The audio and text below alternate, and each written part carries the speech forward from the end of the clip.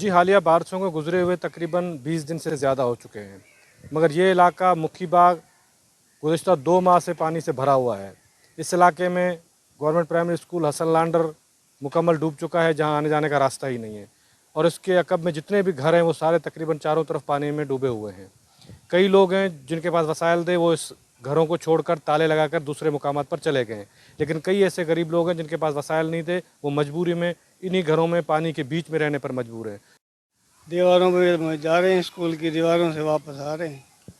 पानी है इधर, 6-6 फुट पानी खड़ा है। कोई इंतज़ामिया ना अभी तक आई है, ना कोई आया है। हमें अभी तक किसी ने नहीं पूछा है। हमारे इसलिए हमारी कोई इमदाद की जाए, ये पानी निकाला जाए। अभी तक गंदगी के अंदर ही हम बैठे हुए हैं।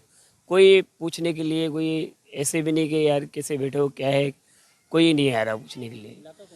ये लांडर मोहल्ला और मुखी बाग कहलाता है। की बीमारियां फूट रही हैं, गैस्ट्रो भी हो गया, मलेरिया भी हो गया और ना यहाँ का पानी जो पीने का पानी है वो भी उसके लिए बड़ी मुश्किलात हो रही है। बिल्कुल जहर जैसा पानी, जैसे अब यहाँ पे जानवर भी पीते हैं, हम भी पीते हैं। अभी हम क्या करें, पानी तो नहीं आता यहाँ पर, कितनी पाइपलाइनें टूटी हुई हैं। सो यहाँ की सूरत हाल बहुत ख़राब है। इंतजामिया से हम गुजारिश करते हैं, मेहरबानी करके यहाँ के लोगों को इंसान समझे। कुछ ये इलाके सारे पानी से डूबे पड़े हैं, इनको भी पानी सामने डिस्पोजल है, सेमनाला है। पहले इन्होंने 2 लगाई हुई थी जो उनसे पानी निकालने के लिए मोटरें, वो भी इन्होंने निकाल दी है। तकरीबन 15 दिन से ये पानी हमारे पास 7 से 8 फुट पानी है इलाके में। वो पल रास्ता भी मैंने अपने जेब से ये बनवाया है। इसमें मेरा 60,000 रुपये खर्चा है, सिर्फ पाड़े के लिए मैंने किया है।